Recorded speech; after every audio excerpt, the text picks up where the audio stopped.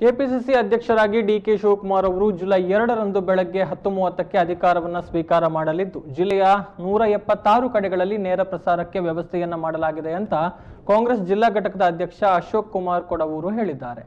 KPCC ಅಧ್ಯಕ್ಷರಾಗಿ DK Shivakumar July 2ರಂದು ಬೆಳಗ್ಗೆ 10:30ಕ್ಕೆ ಅಧಿಕಾರ ಸ್ವೀಕರಿಸಲಿದ್ದು ಜಿಲ್ಲೆಯಲ್ಲಿ 176 ಕಡೆಗಳಲ್ಲಿ ನೇರ ಪ್ರಸಾರಕ್ಕೆ ವ್ಯವಸ್ಥೆಯನ್ನ ಮಾಡಲಾಗಿದೆ ಅಂತ ಕಾಂಗ್ರೆಸ್ ಜಿಲ್ಲಾ ಘಟಕದ ಅಧ್ಯಕ್ಷ ಅಶೋಕ್ ಕುಮಾರ್ ಕೊಡವೂರು ಹೇಳಿದರು. ಉಡುಪಿಯಲ್ಲಿ ಸುದ್ದಿಗೋಷ್ಠಿಯಲ್ಲಿ ಮಾತನಾಡಿದ ಅವರು, ರಾಜ್ಯದಲ್ಲಿ 7,831 ಕಡೆ ಅಧಿಕಾರ ಸ್ವೀಕಾರ ವೀಕ್ಷಣೆಗೆ ವ್ಯವಸ್ಥೆ ಮಾಡಲಾಗಿದೆ. ಪ್ರತಿ ಕಡೆಗಳಲ್ಲಿ 50 ಮಂದಿ ಸೇರಲಿದ್ದು ಸಾಮಾಜಿಕ ಅಂತರ ಕಾಯ್ದುಕೊಳ್ಳಲಿದ್ದಾರೆ. ಸಂವಿಧಾನದ ಪೀಠಿಕೆ ಓದು ವಂದೇ ಮಾತರಂ ಗೀತೆಯೊಂದಿಗೆ ಪ್ರಾರಂಭವಾಗಲಿದೆ ಅಂತ ಹೇಳಿದರು.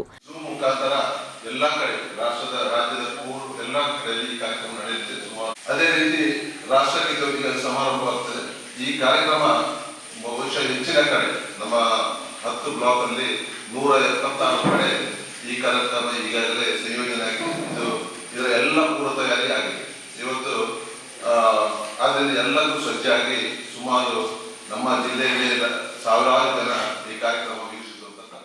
ಕೆಪಿಸಿಸಿ ಹಿರಿಯ ಉಪಾಧ್ಯಕ್ಷ ಮಂಜುನಾಥ್ ಭಂಡಾರಿ ಮಾತನಾಡಿ, ಗ್ರಾಮ ಹಾಗೂ ಬೂತ್ ಮಟ್ಟದಲ್ಲಿ ಪಕ್ಷ ಸಂಘಟನೆಗೆ ಮುಂದಾಗಿದ್ದು ಪದಗ್ರಹಣ ಕಾರ್ಯಕ್ರಮದಲ್ಲಿ 10 ಲಕ್ಷಕ್ಕೂ ಹೆಚ್ಚು ಮಂದಿ ಪಕ್ಷ ಸಂಘಟನೆಗೆ ಪ್ರತಿಜ್ಞಾವಿಧಿ ತೆಗೆದುಕೊಳ್ಳಲಿದ್ದಾರೆ ಅಂತ ಹೇಳಿದರು.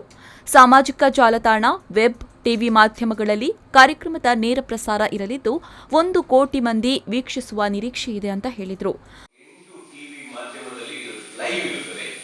ಅದರೊಂದಿಗೆ ಝೂಮ್, ಗೂಗಲ್ ಆಪ್ಗಳ ಮುಖಾಂತರ ಇದನ್ನ ಸೋಷಿಯಲ್ ಮೀಡಿಯಾದಲ್ಲಿ ಸಹ ಇದು ಒಂದು ಪಬ್ಲಿಕ್ ಇರ್ತದೆ.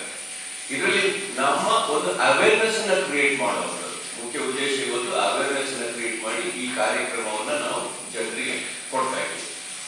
ಮುಖ್ಯವಾಗಿ ಕಾಂಗ್ರೆಸ್ ಪಕ್ಷ ಇದುವರೆಗೆ ಒಂದು ಮಾಸ್ ಬೇಸ್ ಆಗಿದ್ದಂತ ಪಕ್ಷ, ಅದೊಂದು ಮಾಸ್ ಬೇಸ್ ಆಗಿ ಒಂದು ಪರಿವರ್ತನೆಯನ್ನ ಕೊಂಡಿದ್ದು. ನಮಗೆಲ್ಲ ಗೊತ್ತಿದೆ, ಈ ದೇಶಕ್ಕೆ ನಾವು ಸ್ವಾತಂತ್ರ್ಯ ಕೊಟ್ಟ ಹಲವಾರು ಕಾರ್ಯಕ್ರಮಗಳನ್ನು ಮಾಡಿದಂತ ಮಾಸ್ ಬೇಸ್.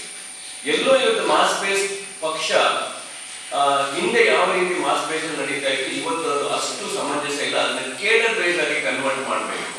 ಈಗಾಗಲೇ ಕೇರಳದಲ್ಲಿ ಇದೊಂದು ಪ್ರಾಯೋಗಿಕವಾಗಿ ಕೇರಳದಲ್ಲಿ ಇದನ್ನು ಕೇಡರ್ ಬೇಸ್ ಇದೆ.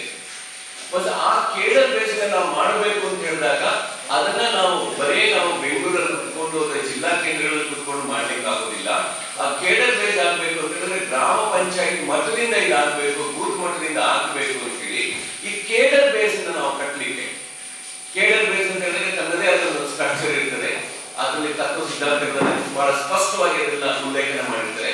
ಆ ಕೇಡರ್ ಬೇಸ್ ನಾವು ಮಾಡಿ ನಮ್ಮ ಪಕ್ಷದ ಸಂಘಟನೆ ನಾವು ಬಲಿಷ್ಠಗೊಳಿಸಬೇಕು ಅನ್ನೋ ರೀತಿಯಲ್ಲಿ ಈ ಒಂದು ಕಾರ್ಯಕ್ರಮವನ್ನು ಮಾಡ್ಕೊಂಡಿದ್ದೀವಿ. Pallavi Santosh, V4 News 24/7 Udupi.